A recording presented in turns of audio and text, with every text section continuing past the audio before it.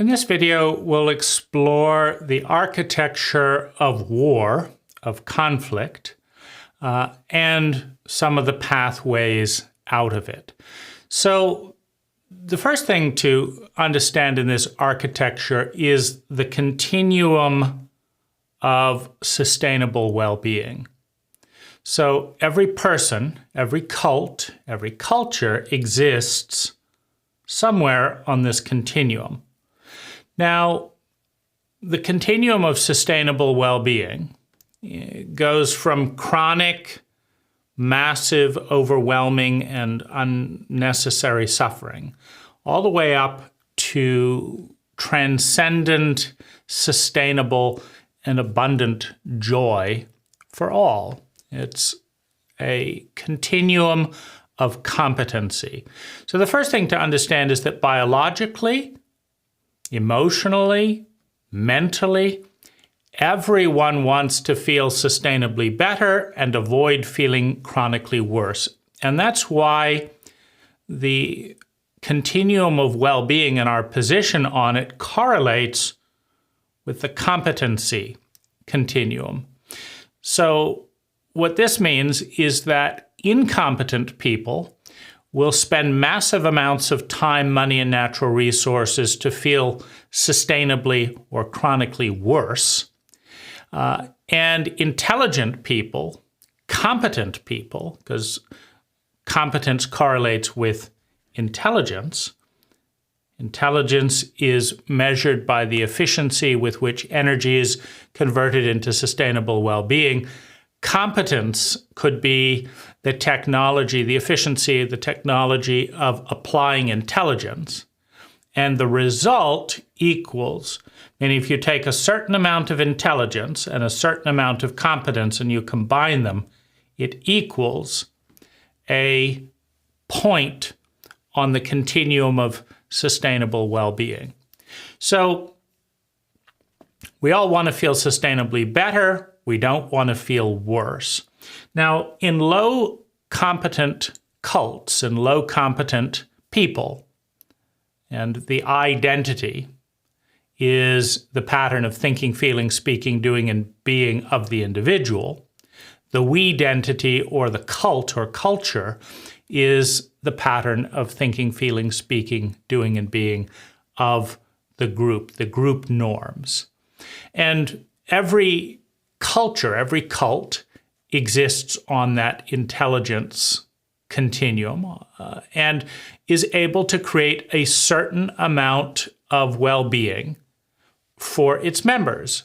For example, in the last 100 years, there was an experiment, a competition, between centralized power in the form of communism, centralized economies, and then in the West, largely free market economies. And it wasn't, obviously, people were passionately believing in both, and some worked within both, meaning people that like to have autocratic power tend to gravitate towards centralized control, because in a totally free market system where nobody's regulating the price and this and that, there isn't as much control.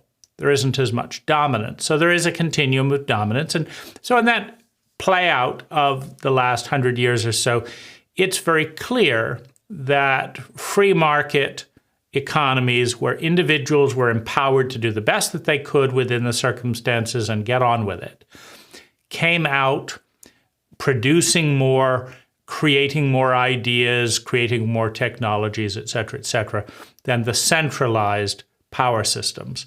Now, it's not a black and white, though, because, socialist countries, not communist, but socialist free market economies have a higher quality of life, or a higher threshold, meaning I don't know of any people in Denmark that are starving.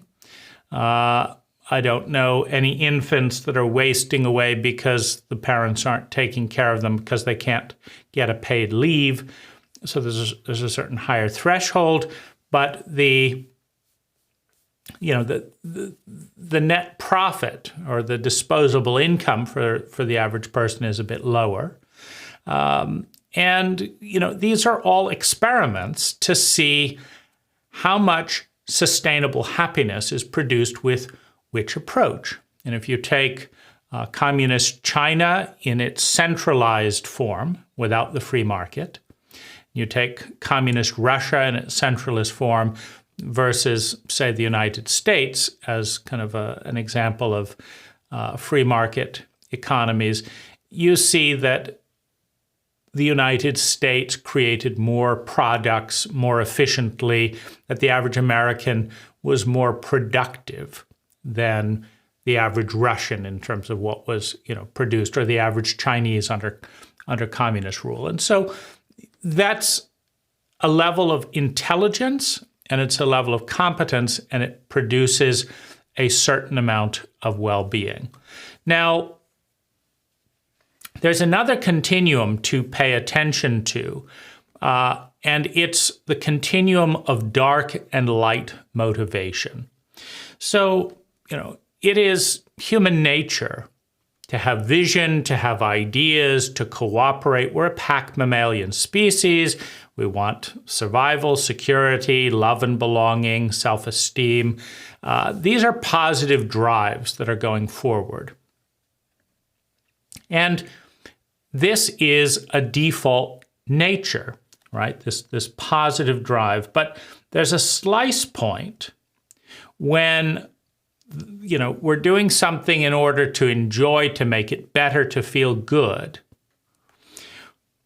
Where as the well-being collapses, as the well-being goes down and down and down and down, and survival becomes in jeopardy, security becomes in jeopardy, as sustainable well-being plummets, there's this point where the positive motivation of, be the best person I can be, switches to do whatever I need to do to not die, to do whatever I need to do not to be humiliated, to do whatever I need to do not to feel worse, right? So now this is a negative motivation.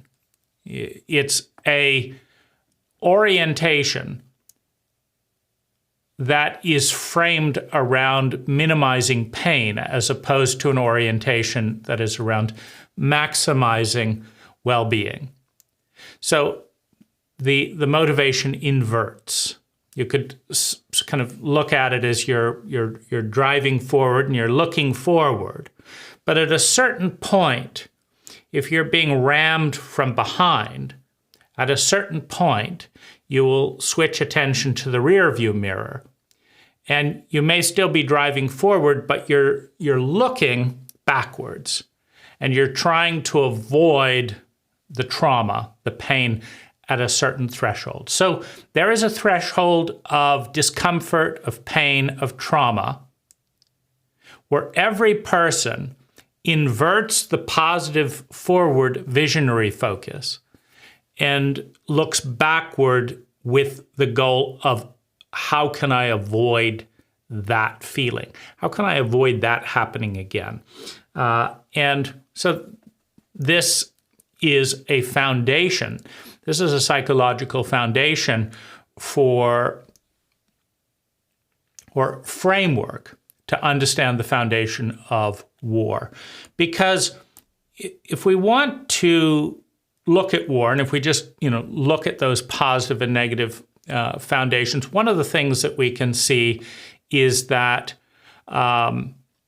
if you're feeling joy, if you are secure in that joy, if you are not afraid of anyone and anything, because you're competent, because you're intelligent, because you trust yourself, because you're successful, you do not wish ill on other people. It is a mathematical formula. Why? Well, first of all, there's no benefit to it. It takes energy to do anything. So to wish ill on someone consumes energy versus just let it go, right? That's easy, right? So why would you consume energy to make another part of reality, your part of reality, and then there's all the other parts of reality? And you are a part of reality. You're not distinct. This is very important to understand. The ego, the identity, is a factory of distinction, and it is largely illusionary. Your genetics did not come out of nowhere. The food you eat doesn't just pop out of thin air out of no particular reason. Everything that moves through you, all energy that moves through you, comes in from the ecology and out to the ecology. Every breath you take, every thought you think, everything you hear and then speak, you are a part of the ecological digestion system of transforming and moving one energy into another energy as part of a vast ecological whole that is bigger than we can fully comprehend. But we are a part of that. Now, why would you wish, why would a finger like this wish for this finger to be destroyed? It's not a terribly high level of intelligence, given that it consumes energy to wish that. And wishing it makes you feel worse, meaning to be, appreciating a painting and then say, oh, I hope that person gets in a car accident. Ugh. You can't appreciate the painting, right? You can't split attention. Effectively, they've shown this. People think they're terrific multitaskers. It just means they're pretty fluid at going back and forth. But if I think, I hope they get in a car accident, what a beautiful painting. I hope they get in a car accident, what a beautiful painting. They're just switching back and forth. Now, what happens if it's a beautiful painting and they have the capacity to appreciate art? What happens when they switch to, I hope they get in a car accident? Is there more joy than the beauty of the painting? Now, there is and there isn't, right? If you feel hurt and if you feel powerless and if you feel that you're worthless because of something they did, and you think they will feel those things if they get into a car accident, and you haven't been able to resolve the hurt, the pain, the grief, then revenge is sweet or has some sweetness to it, right? Because then your fear goes down. They're dead now, or they can't hurt you anymore, whatever. And so there's a certain amount of relief. But imagine for a moment that you feel great, that you know your value, that you have everything you need, and you're going to keep investing and making life better and better and better. Imagine for a moment that you have confidence in your ability to create everything that is most important to you. And you don't need this person, and you don't need that person, and you don't need this. Now, admittedly, you do need this person and this person because we're in a certain level of competency, right? The government arrests when I try and build my tiny house, and the government says you can't build tiny houses on this land and tears it down and send you a bill for the demolition and all that. We don't have the competency at the moment to create an intelligent government. I mean, the government is usually consists of people that are fearful and want a pension and are willing to put up with an inane bureaucracy in order to control other people's lives and have a safe job. Well, that just means we've raised a bunch of fearful people that would want to work in the current structure of government. It's not a very high competent environment. And then if you come up with this great idea that doesn't meet section A of section B of some bizarre code that nobody was thinking about, then you can't do what you want, on your own land. That's a low level of competency, because that wasn't what any intelligent person was thinking when they wrote those codes. They just didn't have the competency to envision your idea, but they had the competency to pass a law that blocks it, right? So in a stuck mentality, the stupid idiots at the local government, why are they blocking this? And why can't they get their own streets fixed, given the exorbitant taxes they're collecting and blah, blah, blah. So in this environment of helplessness, of stuckness, where you can't flow, then of course there's a backlash against that, because they appear to be the blockade. But if you had competence, the competence to, for example, live invisibly, all your things become invisible and and you do whatever you want, and the person with the permit comes and they can't stop you doing anything, they don't see what's going on, well, suddenly you're not irritated with them anymore, right? And so the first thing to understand is that it takes a certain amount of intelligence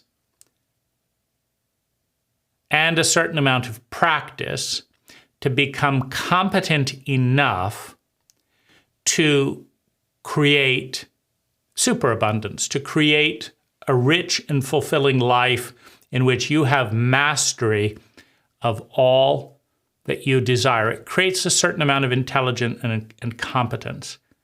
And most of us don't have that level of intelligence and that competence. And even if we do, we don't have the intelligence and competence to teach it to other people who don't want to learn it, for example. Or we don't have the intelligence and competence to move to another country that won't obstruct us doing whatever it is that we're trying to do that's such a great idea, right? We don't have that. So it looks like these people are blocking my ability to create high levels of sustainable well-being. Well, that's where you get war. Because from their perspective, at a low level of intelligence and a low level of competence, it looks like you're threatening their job, right? Because their supervisor isn't intelligent either. Their supervisor just says, did you fulfill code 47A? And they say yes, and if so, they stay employed. Or if they say no, then they say, why not? And they say, well, they tried to explain this, and they said, tiny houses are better for the environment. And they said, don't talk to me about the environment. Your job is to do this, to check this box. Go and do this, and da-da-da-da-da. And then we become the enemy to their kind of little micro oasis of mediocre well-being to stay employed with a government office. So that's how you get war. So the foundation is this. The intelligence on the intelligence continuum has to be low enough that the competency stays low. And the competency has to be low enough that the well-being stays low. That the cult, that the culture, that the family system, that the individual cannot generate enough sustainable well-being to be forward-thinking. Which means that the pain has to be high enough and the fear of pain has to be high enough that the reptilian brain is engaged. And the reptilian brain has 4 basic instincts. If something is bigger than it, in a fearful reality, you run and try to avoid a fight. If something is smaller, you chase and take advantage of your position of dominance to get what you want that is in scarce supply. And if neither of those are expedient, you freeze or hide, hoping the problem will go away. And if you see a recurring pattern, you can become an ass licker, which is you can find someone else who's big and who can take what they want, and you can make a bargain with the reptilian brain of a dictator, of a bully.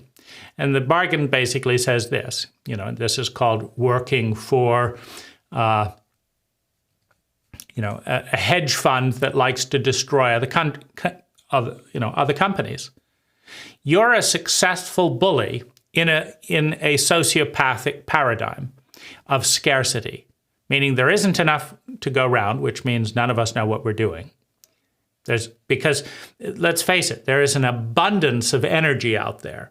There's tremendous amounts of energy all around us. The entire multiverse is filled with more energy than we can possibly do anything with. If we have 1 trillion years, we can't do anything with most of it, right?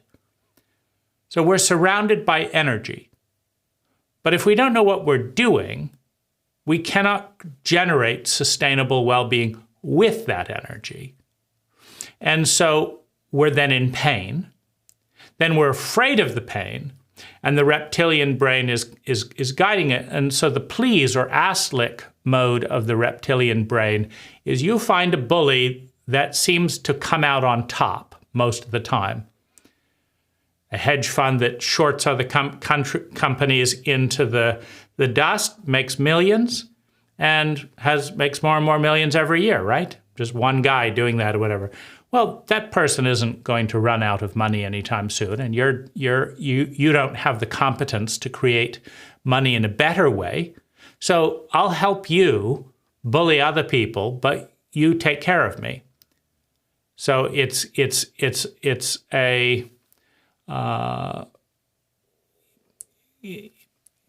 is a collaboration out of self-interest. The bully recognizes that you're not going to help them if they treat you as badly as they treat other people. And you recognize that the bully isn't going to go bankrupt because they're an effective bully. Whether it's a government, whether it's a corrupt official, whether it's a mob, whether it's a hedge fund that destroys people's life work. They're going to be around, and they're going to be able to pay your salary. And so you have an ass-licking arrangement where you placate, you appease, you ingratiate yourself into somebody who tends to come out on top. And this allows you to survive in a scary world that you're frightened of, that you don't have the competence to create on your own, right? Because it's not particularly fun to work for a bully, to work for a tyrant, to ingratiate yourself in a dictator, with a dictator, and bring innocent people to be chopped up to protect the dictatorship. It's not particularly fun. It's just more fun than the terror of being the enemy of the bully and expecting to be chopped up, right? So the pain has to be to a point that the reptilian brain gets triggered on. Now you've got your 4 choices: fight, flight, freeze, and please. And so you're going to go down one of those paths. And if it's the right path, meaning if you accurately gauge that this person was in fact bigger than you, and you ran, and you got away, well, then you survive another day in a scarce environment, right? Because in a scarce environment, that's the environment that creates pain and then the fear of pain. In a scarce environment, there is not enough for everyone. Not enough love, not enough survival, not enough security of survival. It's not enough beauty. It's not enough sex. It's not enough food. It's not enough housing. There's not enough prestige. There's not enough honor. Everyone wants the same thing, but in an incompetent culture, there's billions of people who want these things, and there's only enough for a few 100 million. A few 100 million people get the prestige, get the sex, get the this, get the that, get the survival, get the security. But the cult doesn't have the competence to generate superabundance for all billions. Now, this creates a competition. A competition to get an adequate or a bigger piece of a small piece of pie. If you were a competent culture, you'd be creating lots and lots of pie. There'd be so much pie that, here, have another piece. No, I've had 2 pieces already. You have another piece. No, I'm good. Okay. There's pie left over. That's a competent culture. There's enough energy. Never doubt it for a moment. There's enough energy in this finger to power the planet for a year. That's how much energy there is. It's everywhere.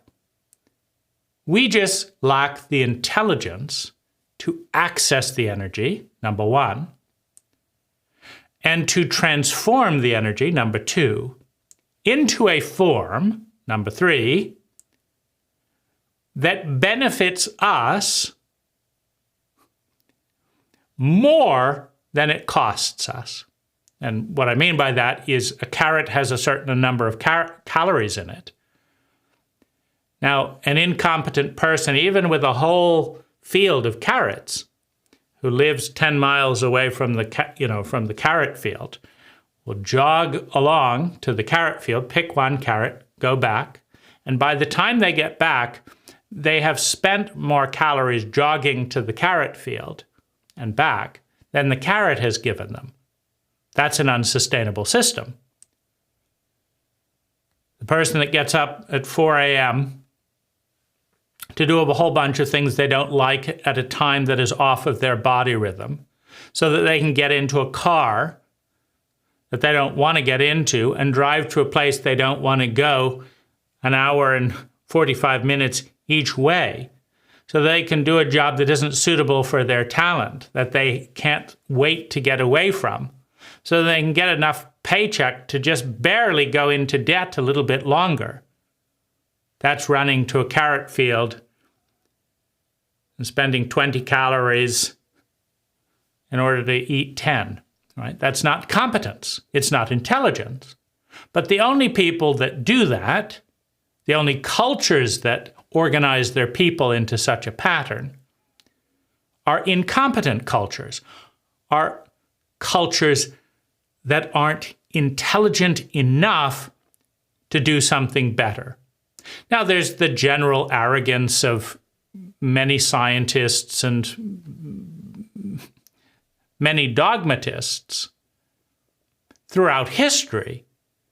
100 years ago, there were scientists who were saying that all the best inventions have already been met. We've already arrived, right? So there is that element in the cult that says it can't be done. It's not that easy. If people were meant to fly, they would have been given wings by God, and they weren't, and they can't, so they shouldn't, and they won't. And then come jet engines and more than 1 million flights a year and freedom of movement. But you see, those naysayers always stand at the gates just before a discovery. Nobody listens to an idiot saying that that it's impossible to fly today. because we've crossed over the threshold. No, today the idiots are lining up to talk about the impossible. There isn't enough food. We can't grow enough food for the planet.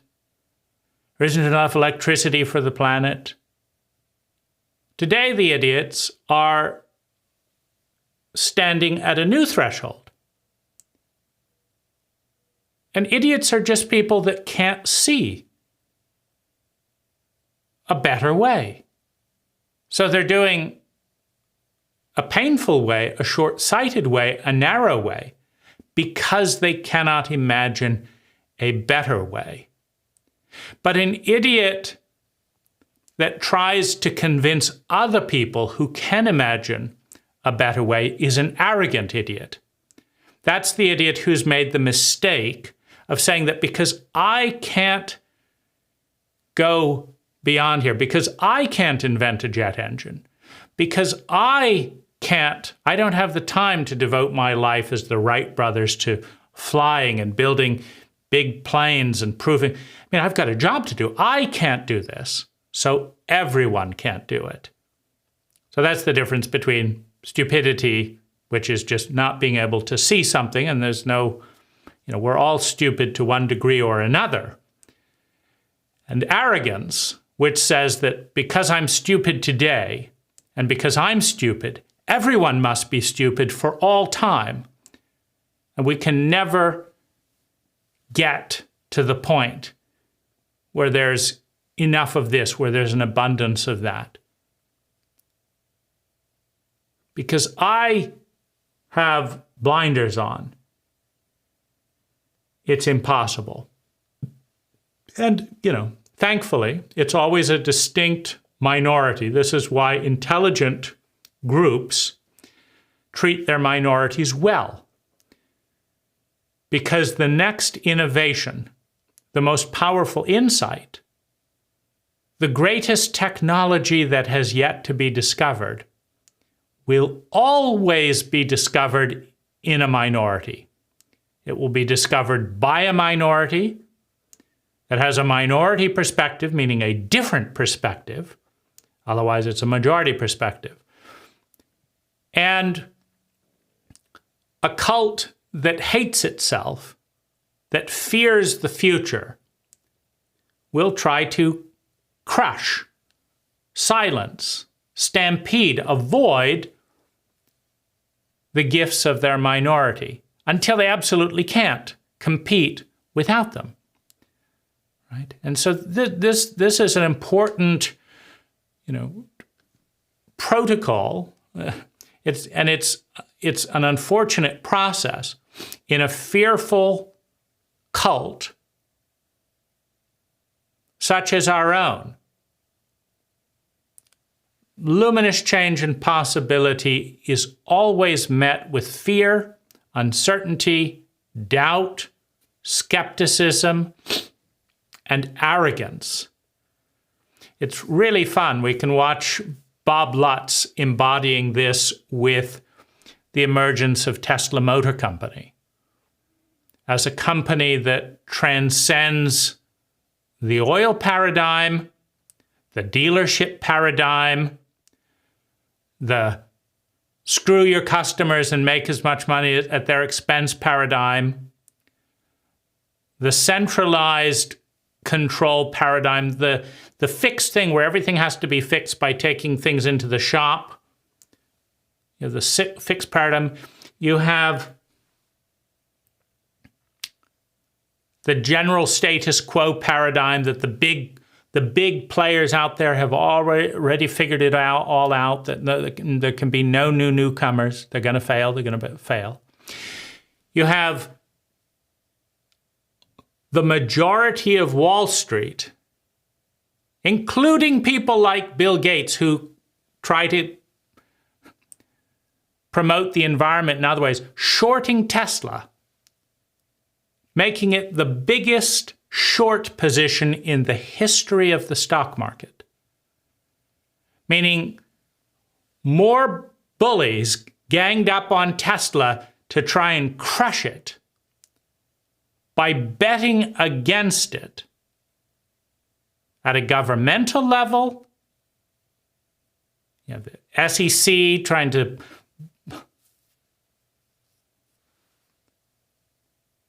ruin the company's reputation at a critical point. And people investing tens of billions of dollars to try and make this company fail, betting that it'll fail. And then it wins. It survives, right? That's not a very intelligent cult that takes the most innovative, unique perspectives in its midst and spends more energy than any other thing trying to undermine it. But that's a destructive family for you. Let's take the most brilliant person in the family, the one that could truly transcend the abuse cycle, and let's focus all of the hostility and jealousy on that family member so that they can't make it. Versus healthy cultures, healthy families that say, no, this kid has the biggest potential of anyone in our family. We are all going to make that sacred. We're going to sacrifice in order to give this young woman an education, a chance to enter a better possibility field. So this is how abundance is created, through vision, through cooperation, through hope, through faith, through making those opportunities sacred. And that's a higher level of intelligence, which leads to a higher level of competence, which leads to a higher level of abundance, which leads to a lower level of pain. Now, at a certain point, when the pain comes down, the reptilian brain that is organized to design a response to a sociopathic environment, that is designed to respond to trauma, pivots and becomes the empathic brain, which is designed to go there together. At a certain point,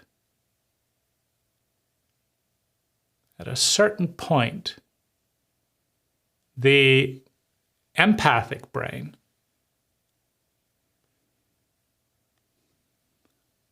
transcends the fear, the isolation, the compartmentalization of the reptilian brain, where it's me against the world, and says we can do more, better together.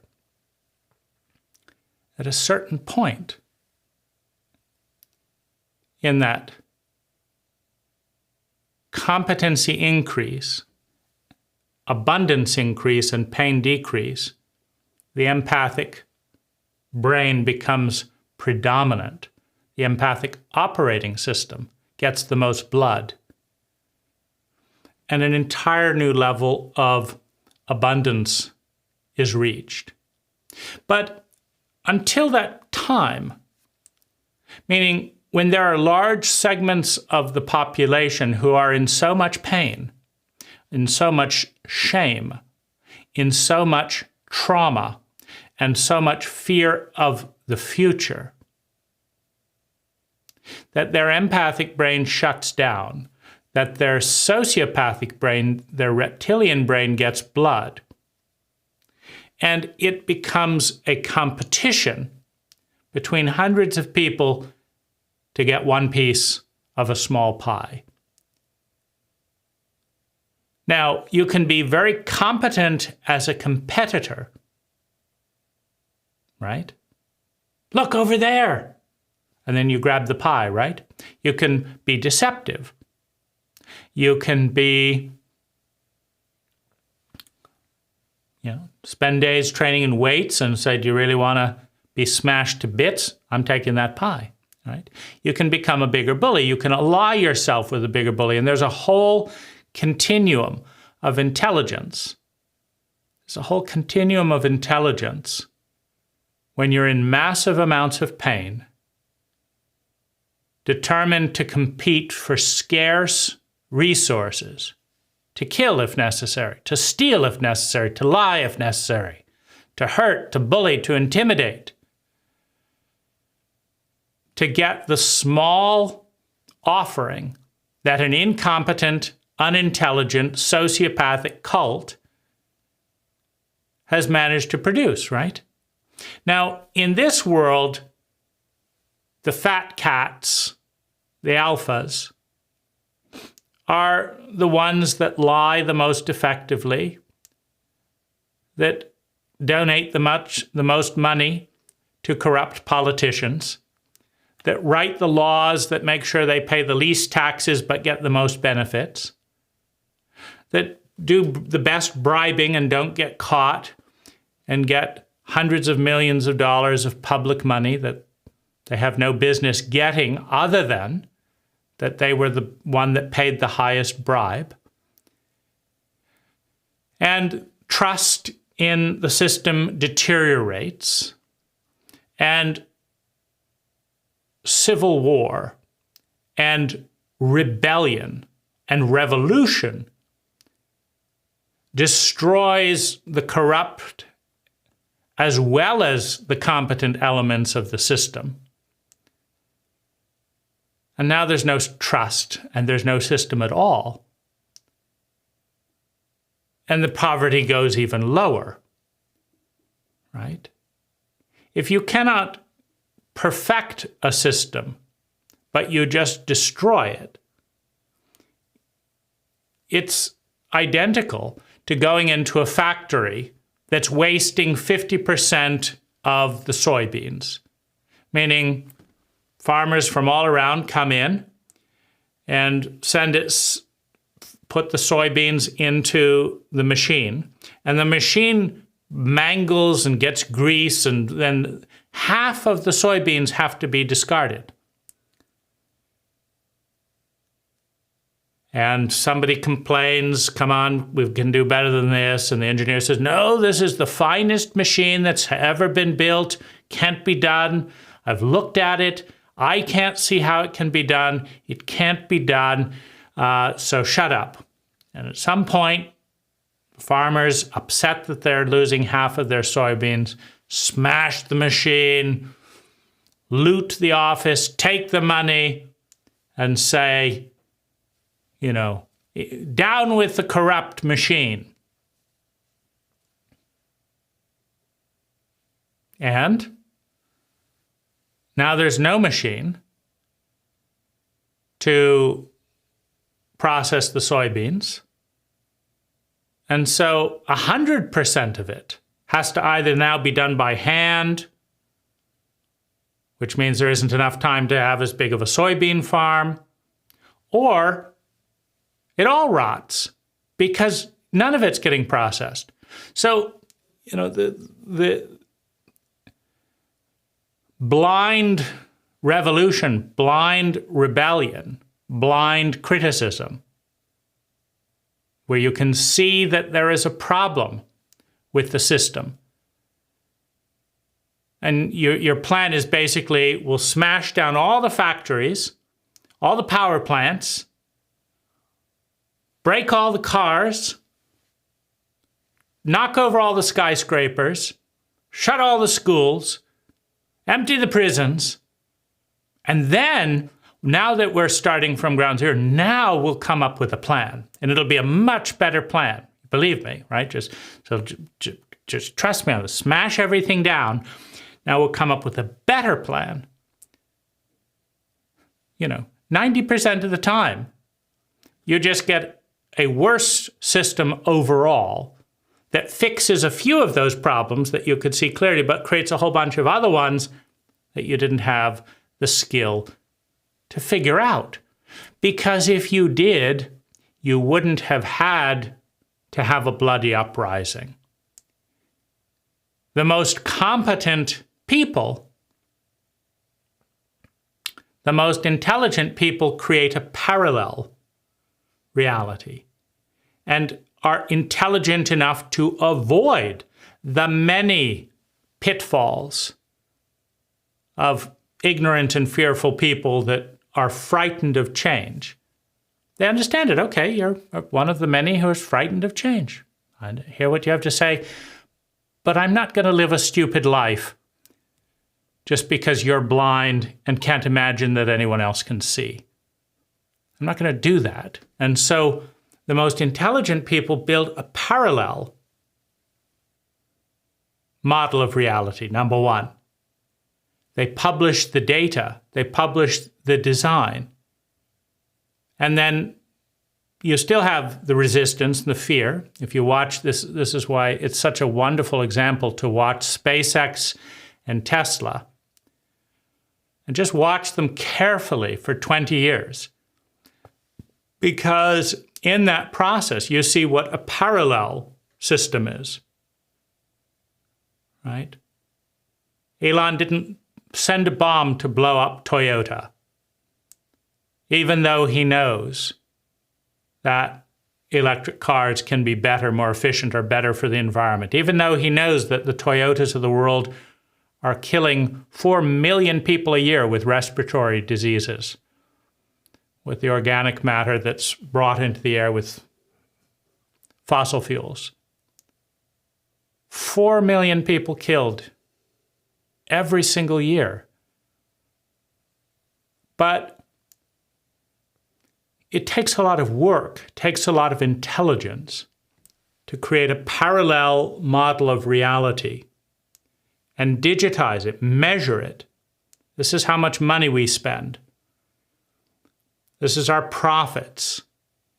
This is the cost it takes us to produce something. And then this is how it compares with your model.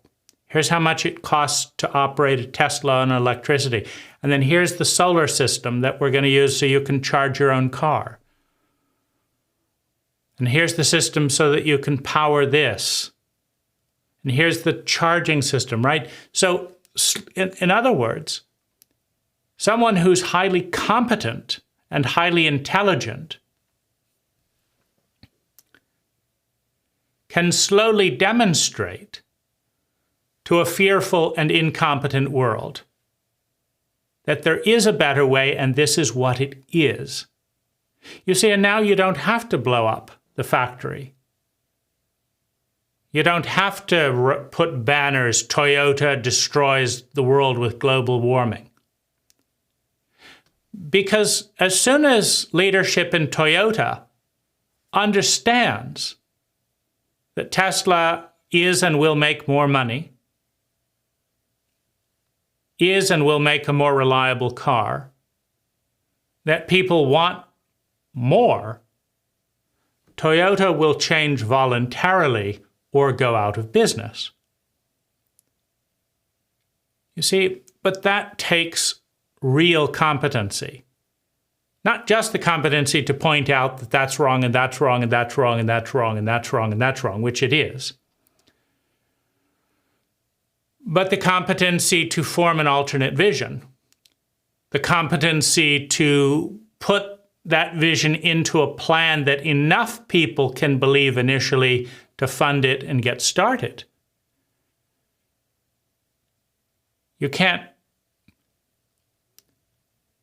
earn enough money doing your job to revolutionize the global car market. You have to have collaboration, employees, investors, right? And so it takes competency to get a track record. It takes competency to be able to articulate it. And it takes intelligence to believe yourself when the entire world seems to believe something different. And when the people that say, bravo, let's have more green energy, let's do this, don't and won't spend any money, right? So, in order, if we're building the foundation for war, we have to start out with a lack of intelligence. That's the first layer. And the second thing that naturally comes out of it is a lack of competence. It's the second layer. This produces a layer of scarcity. There's not enough to go around. This produces pain. All fear is fear of pain that we've known in the past happening in the future.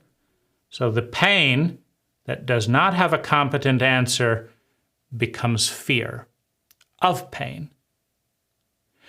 And the fear of pain, without clarity about how and what to do to respond to it, produces trauma, a threat to survival, a threat to the identity. And trauma produces fight, flight, freeze, and please. And fight, flight, freeze, and please are all sociopathic. They're all fear-based. They're all sociopathic. Even the sweetest, lovely old lady who understands that she's working for a tyrant that is destroying rainforests, polluting groundwater, suppressing studies about people's health, building shoddy work. And why are they doing that? They're they don't believe there's a better way, right? And comes in, please, sir, is there anything I can do to help you today? And scuttles off to collect a paycheck. That is sociopathic behavior. It's based on fear and the appeasement and an enabling of someone you don't believe in or respect or think is a good person. But you're afraid for yourself if you don't participate. Right? The Europeans around Hitler, sociopathic. Why should we go to war with this big bully when it's just these people who don't have a lot of power? They can't hurt us. We're sacrificing them, and Hitler gets bigger. Now we're sacrificing them, and Hitler gets bigger. Why should we go to war and do the right thing when these people cannot hurt us? We'll just sacrifice the weak, right? In a fear and a scarcity mentality, when Uncle Joe is paying the rent, but he's molesting little Sarah, and Mom thinks this is probably going on. But she also thinks that Uncle Joe isn't going to pay the next month's rent if anyone makes a fuss about it. So when little Sarah says, Mom, Uncle Joe is hurting me, Mom says, shush, shush. Don't, there. Just be a good little girl and it'll all be okay. And the rent gets paid. All of this is sociopathic. The entire framework, it's done out of fear. The corruption is done out of fear. The entire thing is based on incompetence. Now, when you lose trust, when little Sarah realizes that she lives in a world where one giant will rape her and another giant will send her to be raped in order to get money. Little Sarah, little Jenny, she knows she has no value other than to be food for one sociopath so that another sociopath does not have to face their fear of survival. And at some level, little Jenny knows that this entire group is incompetent. Joe is not able to produce the sex that he wants in a satisfying way in an entire cult of lonely and dysfunctional grown-ups, all of whom have genitals. And so he's preying on a 6-year-old. And an entire universe of energy. Mom is handing over her daughter.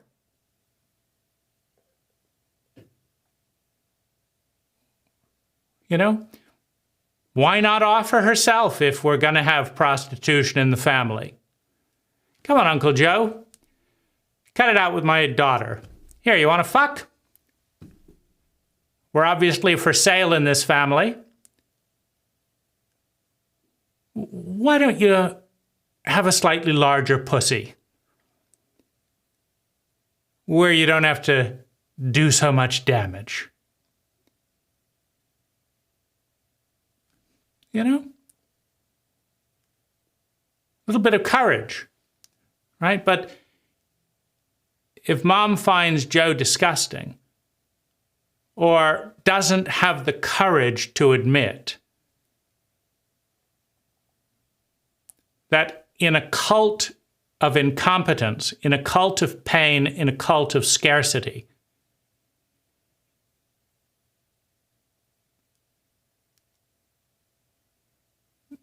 they're basically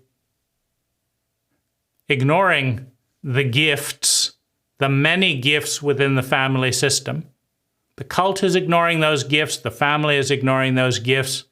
The marketplace is ignoring those gifts because we're stupid, because we don't know a better way. So we're shaming people around sex in our religion that doesn't have a more intelligent perspective. And then we're attacking our prostitutes with laws because we don't have a more intelligent framework. And then we're turning people into prostitutes. And then we're covering that up, right? The whole thing reeks of a profound level of stupidity.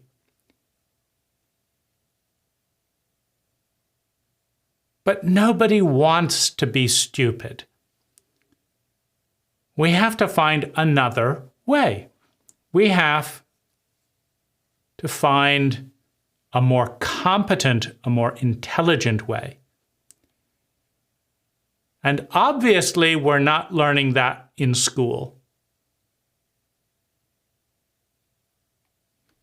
You go to school, you go to school, you go to school. You didn't learn a better way? No, they didn't teach anything useful in school.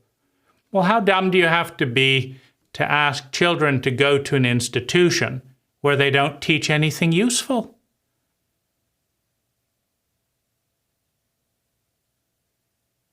By people who lack the courage to stand up for their children because they're afraid of being fired, right? How dumb do you have to be to elect politicians that don't know what they're doing, who lie to their voters because if they told their voters the truth, they would be fired? Well, we're talking about intelligence, or in this case, stupidity. And we're talking about the scarcity that produces in an abundant world. And we're talking about a pain threshold that at some point for each person gets so high that I will do anything I need to do, fight, flight, freeze, and ass lick, in order to have the fear of pain be reduced just a little bit.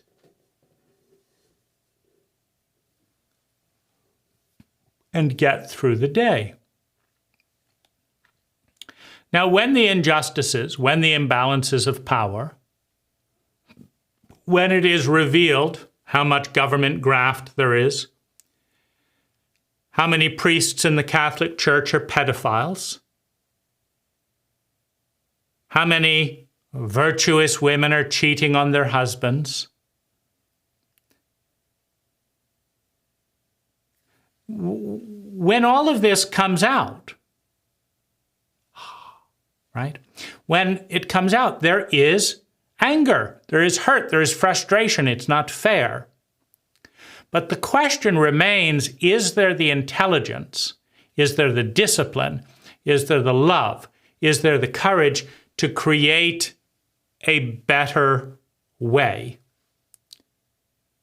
Do you care enough about people? Do you care enough about yourself, your family, the next generation, the environment, to create a better way? And to have to face the hordes of ignorance and fear that want you to fail so that they don't have to face the unknown, so that they don't have to learn something new, so that they don't feel out of control. Because if you don't care enough about you, about the world, about all the people who have hurt you out of stupidity and fear, then bashing the old system down is, it is not going to help anyone. It's not going to help you. It's not going to help anyone. But creating, you might as well leave the system in place with all of its stupidity if you can't create a better system. And if you can create a better system, why not? Form a better hedge fund. Form a better political party. Form a better education system. Form a better school. Embody and teach the technology of competent parenting and publish the results. You see, because it's not personal. Stupid cultures produce stupid people, which produce stupid cultures, which produce stupid people. One person cannot change it fully alone, but the competency is distributed.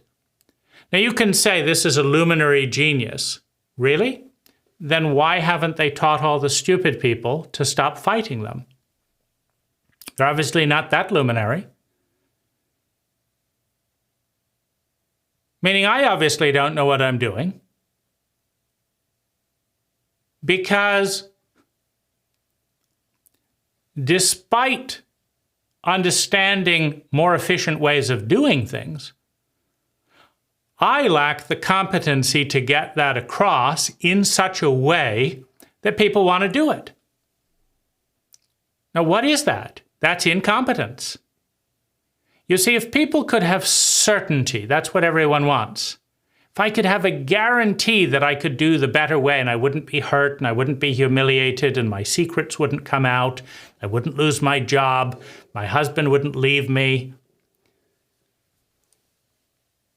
my wife wouldn't cheat on me, my children wouldn't hate me, the neighbors wouldn't laugh at me. If I could have a guarantee that we could do it your way and everything would work out wonderfully, we would all do it.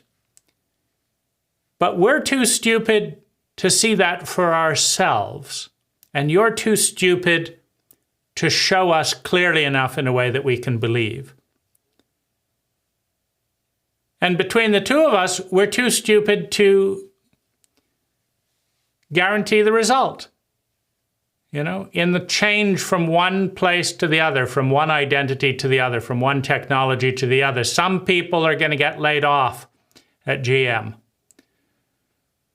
Some car companies are going to go out of business. And it's not a perfect world as we switch from fossil fuels to electric. Some people are going to commit suicide because they've trained for 30 years to build the best gas engine, and right when they were about to get their pension,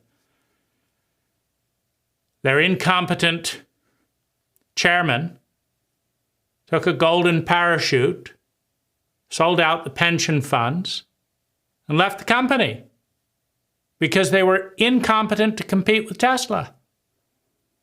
So people went bankrupt after 30 years of loyal service. It's not a perfect transition. There is no guarantee that going from fossil fuels to electric is going to be done with all the dealers going out of business. You see, Tesla doesn't have dealers. So you and I pay a lower price for a Tesla electric car than for a car company that has dealers that have to mark it up. But what happens to those dealers that paid, $100,000 thinking they would pass those dealerships to their children? Now dealers are a liability to a car company. They were an asset, now they're a liability. It's not a perfect system.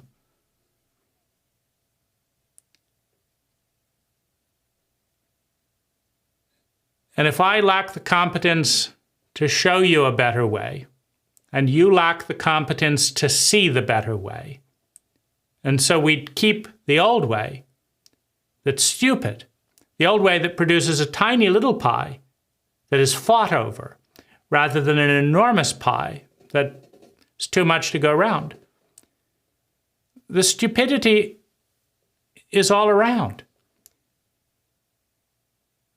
Your government was too stupid to recommend the policies, and you were too stupid to elect someone who would be straight with you and knew what they were doing. Your parents were too stupid to teach you the things that would really be useful in life, and you were too stupid to duck out of school and go and learn some things at age 10 that would prepare you for life. And your friends were too stupid to see that you were making a huge mistake. And your priests were too stupid to think about any of this. Your guidance counselors betrayed you. In a cult that has scarcity, in a world that is this abundant, the stupidity is on all sides. I'm stupid. You're stupid. Your parents are stupid. Your cult leaders are stupid. And they're not stupid because they want to be stupid. They're stupid because stupid people can't figure out how to be more intelligent. If they could, you see, it takes an intelligent person to A, figure out that you're stupid. That's the first insight, right? My goodness, right? Because if you're stupid, you don't know that you're stupid. People have this bias of pretending they're better than everyone else. They're above average, smarter than average, tougher than average, whatever it is, right? But if you're stupid, you obviously don't know if you're stupid or smart. If you were stupid, you were taught by stupid people to be stupid. Are they going to admit that they were stupid? Are your teachers going to say, we're stupid, so you're stupid too, we taught you? Of course they're not. They say, this is an important thing in your life. Well, why? Well, when did you last use algebra? Math teacher?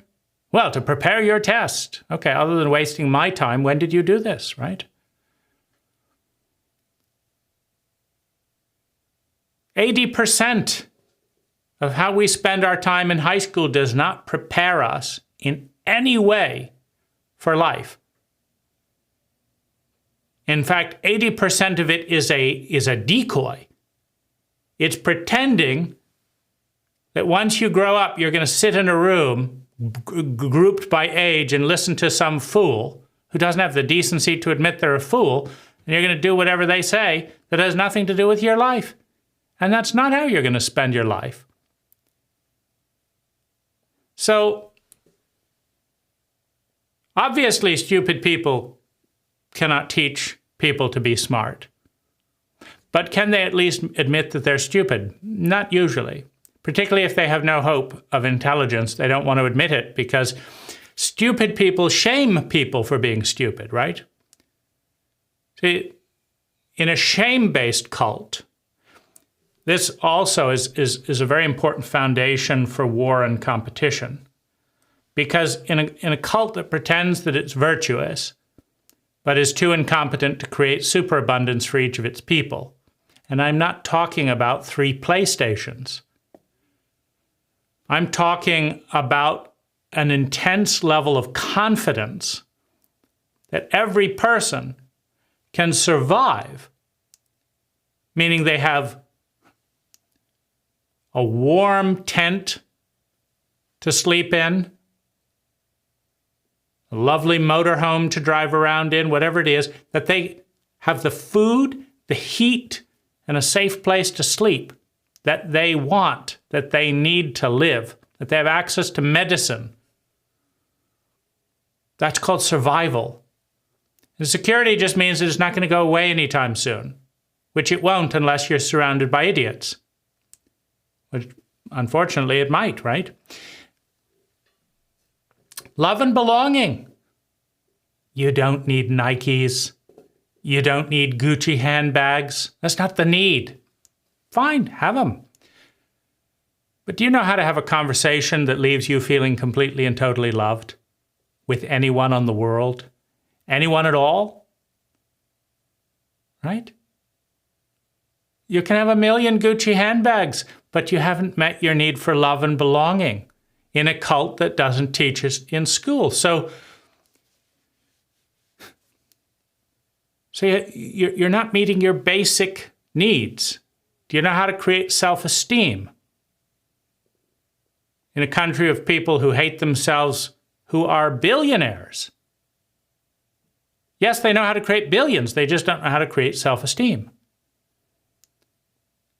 So we're not learning this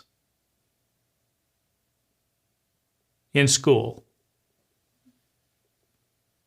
Kindergarten, middle school, high school, college, the workplace, the family system. Pretty incompetent.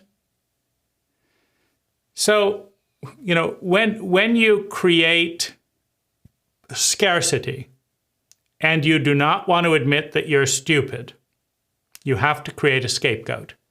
Now, there is no scapegoat. No intelligent person takes a goat. This is what they did in biblical times. They were stupid. They didn't know how to survive a thunderstorm, so they blamed it on God. They didn't know how to survive a drought, so they blamed it on God. And they were so stupid that they blamed it on God. God's doing these things to us. So, but it's not very encouraging to think that there's a sociopathic old guy up there destroying everything that you love. See your mother there? God just killed her. It's part of his plan. It's not very encouraging, right? You're completely powerless. So then they say, no. God only does things for a reason. So I'm a bad person. And then you have to, okay, so now you've made that up. Okay, why are you a bad person? Well, I looked at my neighbor's breasts covetously. So we're in a drought, right?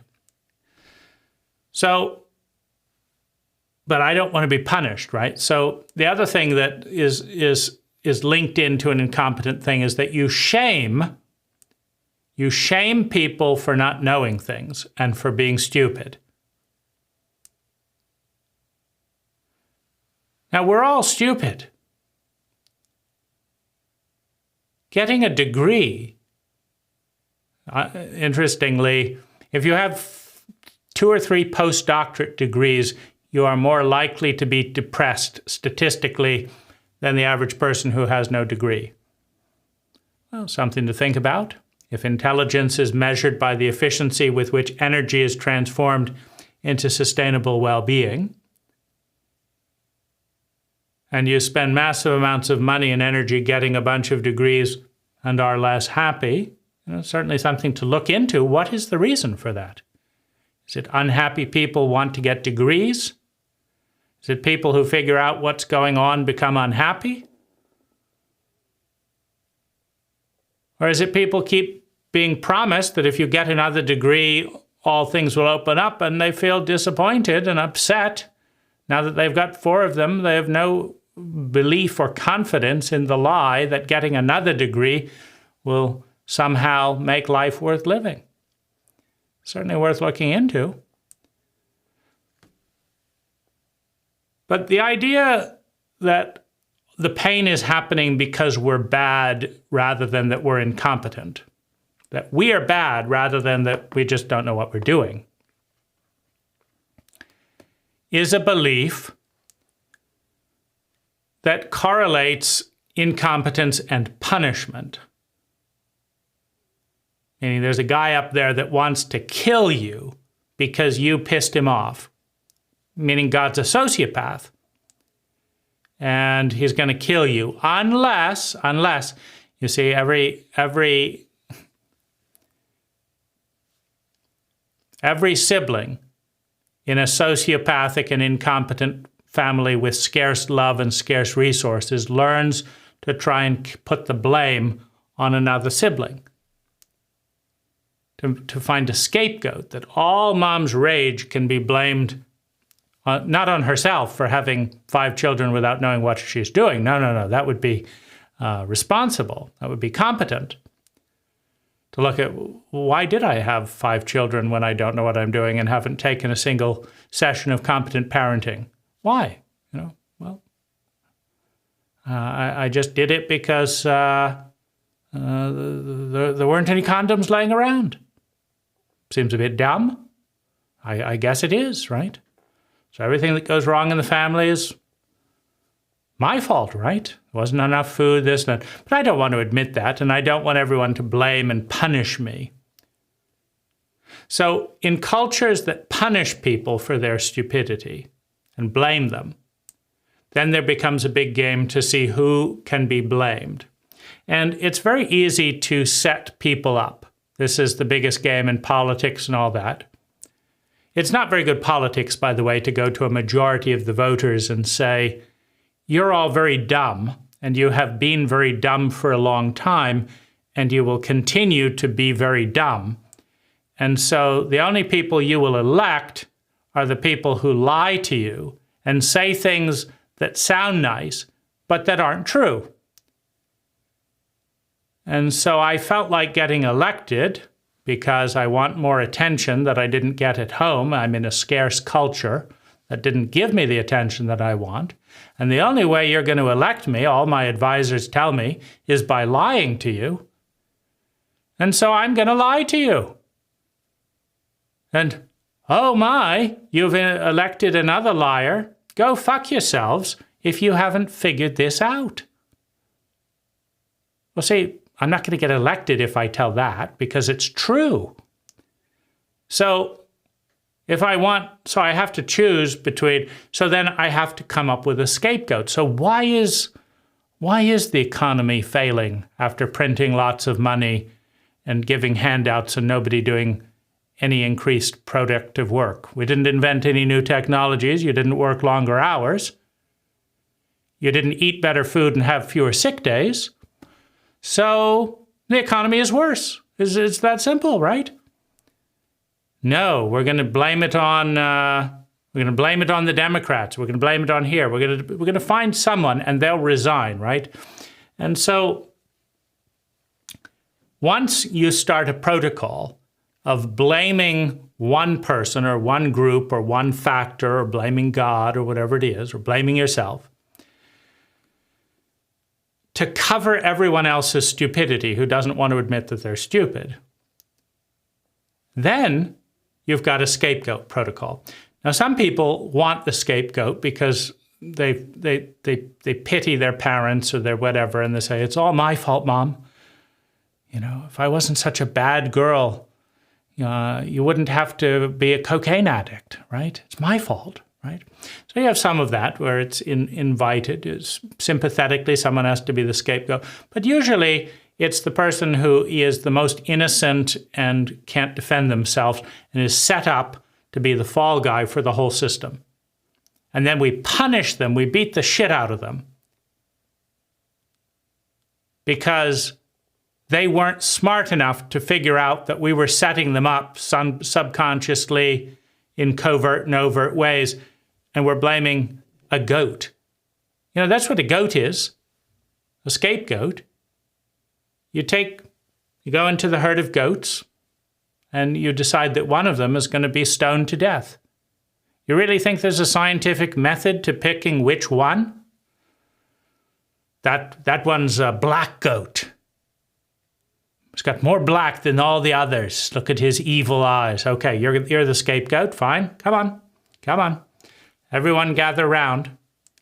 Get a rock, everyone. Now, we're going to tell this goat all the ills. You know, it's like, you know, Aunt Petunia died of a pneumonia because of you, and da-da-da because of you, and da-da-da because of you, and da-da-da, and all this hatred poured on the goat, because obviously if the goat knew what it was doing, these things wouldn't be happening. And everyone throw their rock at the goat, and then drive it out to the village. Get out of here. Don't come back. You're not welcome around here. And then we say, oh, thank heavens, all of our problems. There's going to be a new day. A new day is dawning. The next 100 years are just, the weather's going to be good. Maybe Aunt Petunia will come back to life. If the Lord willeth, right? Because we have driven the evil out, right? Now there's a goat out being eaten by wolves, whatever, and we're back where we were because we're stupid, right? That's what a scapegoat is. You find some poor sod who can't defend themselves, you pile it all on them, make them think that they're the problem, and you punish them, and then you say this is for your own good, and then your problems continue because they weren't the problem to begin with. And even if they were, like, let's say one delinquent was the source of most of the crime in the village. You don't think that has anything to do with anyone else? You think they just magically appeared as a delinquent? I mean, what could it have to do with you and me? Well, did anyone give the delinquent's parent any parental training? Did anyone notice the abuse? Did anyone stop it? Did anyone ask the person how they felt? Did anyone teach the culture emotional literacy? Did anyone provide a positive outlet for it? Like, let's take these feelings and get some physical work done and do this? Did anyone make that person feel empowered with a positive future, that they could go out and create something and they were worth something? Anyone at all? No? No one? No one did that, eh? But it's all his fault. Let's kill him. You know, with people that are this stupid, they of course will not know that they're stupid, because stupid people never know that they're stupid. You know, and many scapegoats believe that they are the real problem of everything. They are not. You don't get massive stupidity and incompetence in one person when surrounded by competence, empathy, intelligence, and abundance. It's just not very common. So, and the little bit that is, like, oh, there's the exception, right? Okay. Right? What is it going to take to, you know, if you've all got abundance, you've all got intelligence, you've all got this, none of you can solve the problem of what to do with this misfit? None of you can think of an intelligent thing that they can do and a way to present it that they want to do it. But you're intelligent, right?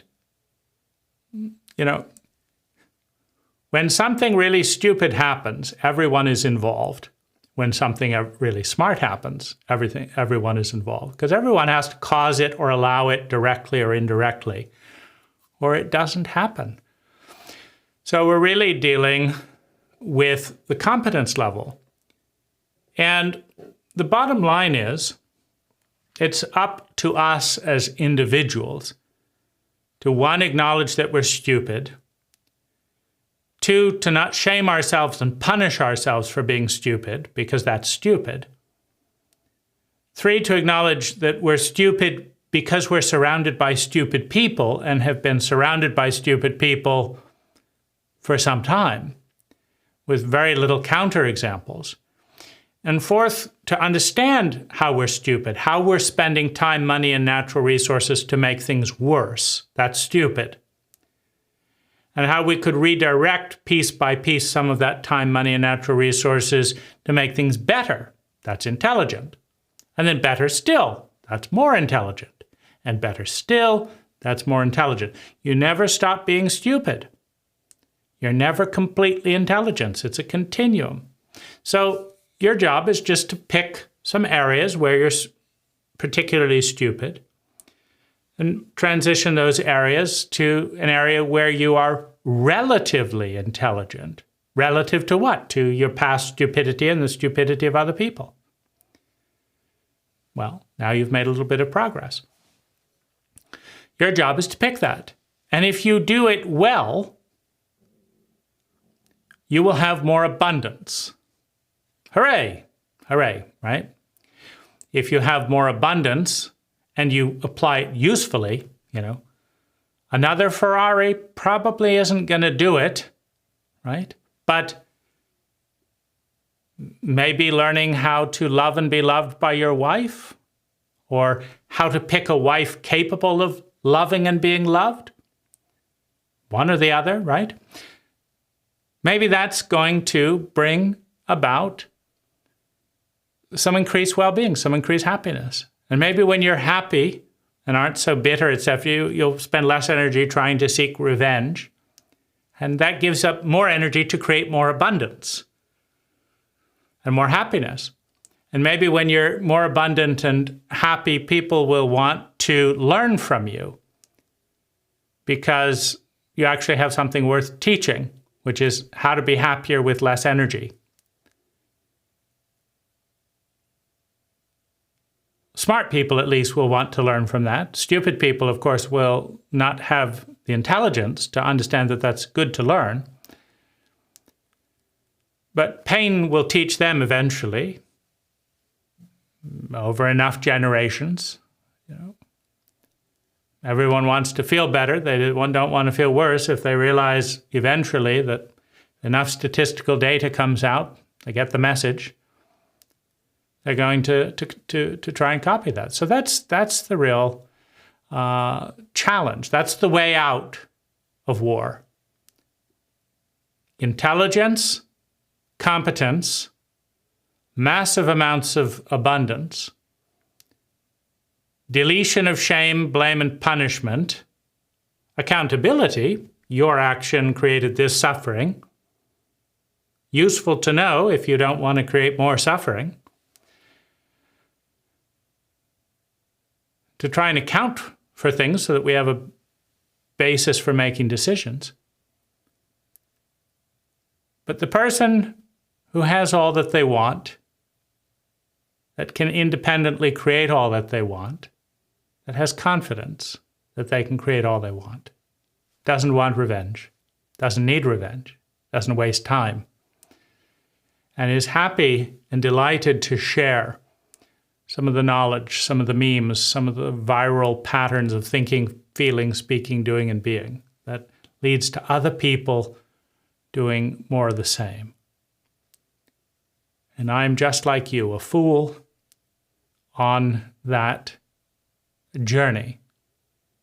But once you know you're a fool, well, then you can begin to make constructive changes.